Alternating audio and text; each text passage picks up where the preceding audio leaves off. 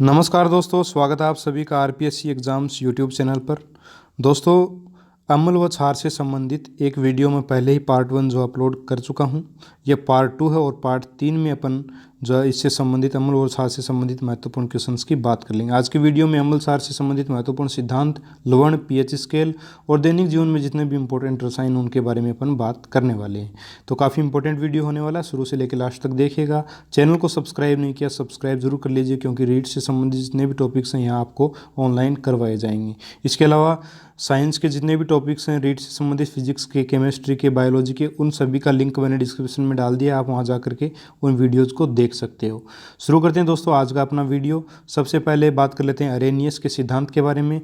तो अरेनियस ने क्या कहा, जो जल में घुलकर H+ आयन देता है अम्ल कहलाता है, और OH- आयन देता है वो क्षार कहलाता है। जैसे HCl H+ और Cl में टूट जाता है तो H+ आयन दे रहा है तो ये अम्ल होगा, और OH- आयन देता है तो वो क्या कहलाता है Na+ OH- NaOH टूट जाता है तो ये OH- आयन दे रहा है, इसलिए इसको क्या बोलते हैं दोस्तों, जो है NaOH को क्या बोलते हैं, क्षार बोला जाता है अरेनियस के अनुसार। इसके बाद बात कर लेते हैं ब्रोंस्टेड एवं लोरी का सिद्धांत। वो क्या सिद्धांत है दोस्तों, अम्ल वह पदार्थ है जो किसी दूसरे पदार्थ को प्रोटॉन देता है, यानी प्रोटॉन देने वाला कौन, अम्ल, और जो प्रोटॉन ले लेता है वो क्या कहलाता है दोस्तों, क्षार कहलाता है। ये ब्रोंस्टेड और लोरी का सिद्धांत है। प्रोटॉन देने वाला अम्ल यानी कि प्रोटोजेनिक कहलाता है। अम्ल क्या करते हैं दोस्तों, प्रोटॉन देते हैं, प्रोटोजेनिक कहलाएंगे। प्रोटॉन जो ग्रहण करते हैं यानी कि क्षार क्षार प्रोटॉन ग्रहण करते हैं उनको क्या बोलते हैं, प्रोटोफिलिक बोलते हैं। इसको भी आप दोस्तों ध्यान में रखिएगा। अब बात कर लेते हैं जो न तो प्रोटॉन देते हैं और न ही ग्रहण करते हैं, उन्हें अप्रोटोनिक कहते हैं। यानी कि जो न तो प्रोटॉन दे न प्रोटॉन ग्रहण करे, यानी अम्ल भी नहीं हो क्षार भी नहीं हो, उनको अप्रोटोनिक बोलते हैं ब्रोंस्टेड और लोरी के अनुसार। अब बात कर लेते हैं एक लुईस इलेक्ट्रॉनिक सिद्धांत दोस्तों, तीसरा सिद्धांत अम्ल और क्षार से संबंधित। वह क्या है, जो पदार्थ इलेक्ट्रॉन युग्म यानी कि लॉन्ग पेयर जो है, लॉन्ग पेयर ऑफ इलेक्ट्रॉन ग्रहण करते हैं, जो पदार्थ इलेक्ट्रॉन युग्म ग्रहण करते हैं लुईस अम्ल, तथा जो पदार्थ इलेक्ट्रॉन युग्म त्यागते हैं वो क्षार कहलाते हैं। जैसे सभी धनायन जो होते हैं वो लुईस क्षार हैं, जैसे Cl+ है, C2H+ है, H3O+ है। ये दोस्तों लुईस क्षार जो है, ये क्या है, सभी धनायन जो होते हैं लुईस क्षार होते हैं। और अपूर्ण अष्टक वाले लुईस अम्ल होते हैं, जिनका अष्टक जो है वो अपूर्ण होता है वो लुईस अम्ल होते हैं। जैसे AlBr3, BrCl3, BF3, BCl2, ये सारी ब्रोमियम क्लोराइड जो होता है, BF3 जो होते हैं, ये सारे क्या दोस्तों लुईस अम्ल कहलाते हैं। तो ये एग्जाम्पल थोड़े बहुत ध्यान में रखिएगा, कोई ज़्यादा जो सिद्धांत है वो कोई ज़्यादा इंपॉर्टेंट नहीं है, बस इनको आप याद रख लीजिएगा थोड़ा बहुत सिद्धांत को। तो मोटे मोटे चीज़ें इसमें याद रखने की आवश्यकता, ज़्यादा इसमें डिटेल में जाने की दोस्तों आवश्यकता नहीं है। अब बात कर लेते हैं अम्ल व क्षार से संबंधित प्रश्न कहाँ से आ सकता है वो भी देख लेते हैं। एक प्रश्न ये भी आ सकता है कि अम्ल की जो सामर्थ्यता है वो ऑक्सीकरण संख्या अगर बढ़ती जाएगी, जैसे जैसे ऑक्सीकरण संख्या बढ़ती जाती है अम्ल की सामर्थ्यता बढ़ती जाती है, और जैसे जैसे पीएच का मान बढ़ता जाएगा अम्ल की सामर्थ्यता घटती जाती है। इसके अलावा क्षार की सामर्थ्यता घटती जाएगी कब, जब ऑक्सीकरण संख्या बढ़ती जाती है तब क्षार की जो सांद्रता है वो घटती जाती है। ऑक्सीकरण की संख्या बढ़ेगी तो अम्ल की सामर्थ्यता बढ़ेगी, जबकि क्षार की सामर्थ्यता जो है वो कम होगी। पीएच में उल्टा, पीएच अगर पीएच का मान बढ़ेगा इसका मतलब क्षार की सामर्थ्यता जो है वो बढ़ेगी, और पीएच का मान अगर कम होगा तो अपने को पता है पीएच का मान जैसे जैसे कम होता जाता है अम्लता की सामर्थ्यता जो है वो बढ़ती जाती है। जिस पदार्थ का पीएच का मान जितना कम होगा उतना ही खट्टा होता है, यानी कि उतना ही अम्लीय होता है। अब बात कर लेते हैं दोस्तों लवण की। तो अम्ल और क्षार मिलकर दोस्तों लवण और जल बनाते हैं, इस प्रक्रिया को उदासीनीकरण कहते हैं। जैसे NaOH और NaOH का एक क्षार और HCl का एक अम्ल दोनों मिलेंगे तो NaCl यानी कि एक लवण बनाएंगे प्लस जल बनाते हैं। कुछ जो लवण अपन उपयोग करते हैं दैनिक जीवन में उनमें सबसे पहले साधारण नमक यानी NaCl, तो खाने के रूप में इसका उपयोग करते हैं, आचार के प्रेरक्षण में करते हैं, औद्योगिक स्तर पर क्लोरीन निर्माण में। मोस्ट इंपॉर्टेंट क्वेश्चन है दोस्तों, NaCl से और कोई प्रश्न नहीं बनेगा, यही प्रश्न बन सकता है अगर बनेगा तो, कि NaCl का उपयोग औद्योगिक स्तर पर किस प्रकार किया जाता है, या फिर क्लोरीन निर्माण में किस लवण का उपयोग करते हैं, तो NaCl का दोस्तों उपयोग किया जाता है। अब बात कर लेते हैं खाने का सोडा या सोडियम बाइकार्बोनेट यानी NaHCO3 के बारे में।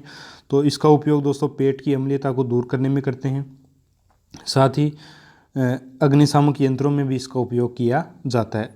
उसके बाद धावन सोडा या सोडियम कार्बोनेट, तो इसका उपयोग किया जाता है Na2 इसका सूत्र होता है दोस्तों Na2CO3 × 10H2O।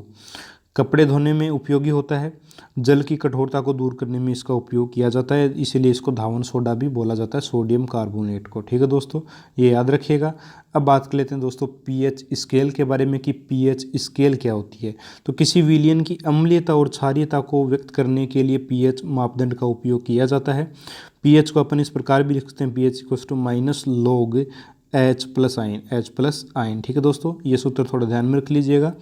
पीएच का मान यदि 7 से कम है तो विलयन क्या है दोस्तों, अम्लीय है।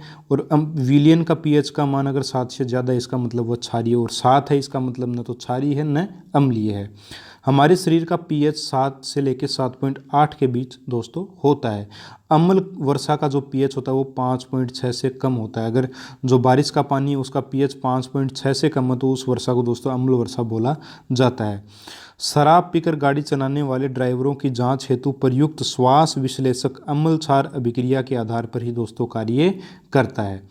ठीक है दोस्तों, अब बात कर लेते हैं पदार्थ और उनमें पीएच मान के बारे में। तो जो समुद्री जल होता है उसमें पीएच मान होता है 8.4, यानी कि काफ़ी क्षारीय होता है। रक्त में दोस्तों 7.4 होता है, ये भी क्षारीय होता है। लार्ज होती है वो 6.5, यानी कि लार्ज अपनी होती है वो थोड़ी अम्लीय प्रकार की होती है। दूध भी अम्लीय होता है, 6.4 इसका पीएच होता है। मूत्र का पीएच दोस्तों 6 होता है, यह भी अम्लीय होता है। दारू जो होती है उसका 2.8 होता है, यानी कि जैसे ही जो अम्ल क्षार अभिक्रिया वाला जो श्वास विश्लेषक काम में लेंगे पुलिस वाले, अगर पीएच का मान 7 से कम आता है, यानी कि अगर 2.8 तक आ जाता है, 2.8 से भी कम आ जाता है, इसका मतलब वह शराब पीकर गाड़ी चला रहा है, उसको अंदर कर दिया जाएगा।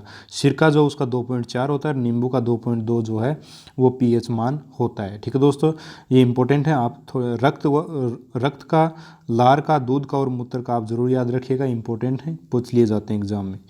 ठीक है दोस्तों, अब बात कर लेते हैं दैनिक जीवन में उपयोगी रसायन कौन कौन से हैं। तो 4-5 रसायन मैंने लिए हैं जो काफ़ी एग्जाम की दृष्टि से भी इंपॉर्टेंट है और बार बार घुमा के इन्हीं पे प्रश्न पूछ लिया जाता है। तो पहला है एक लवण है NaCl, जिसका पीएच होता है 7 और इसका गलनांक होता है दोस्तों 1081 केल्विन।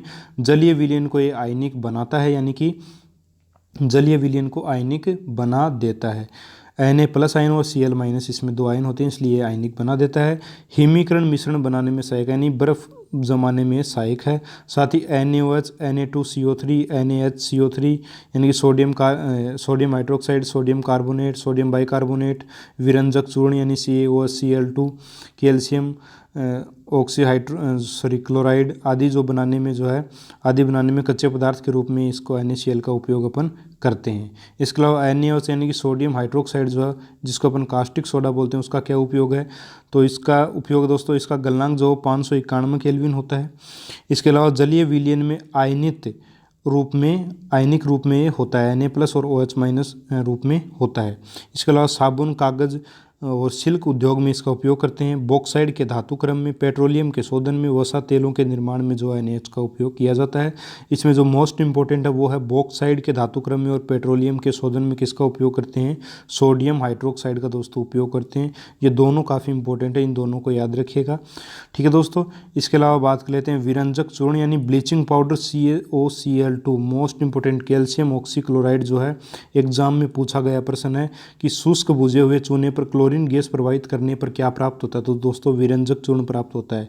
पूछा गया क्वेश्चन है कि शुष्क बुझे हुए चूने पर अगर क्लोरीन गैस प्रवाहित कर दी जाती है तो कौन सा पदार्थ प्राप्त होता है। तो दोस्तों विरंजक चूर्ण, ब्लीचिंग पाउडर यानी कि CaOCl2 यानी कि कैल्शियम ऑक्सीक्लोराइड जो है, कैल्शियम ऑक्सीक्लोराइड अपने को प्राप्त होता है। एग्जाम में दोस्तों आया हुआ, रीट में आया हुआ क्वेश्चन है, इंपॉर्टेंट है, याद रखिएगा।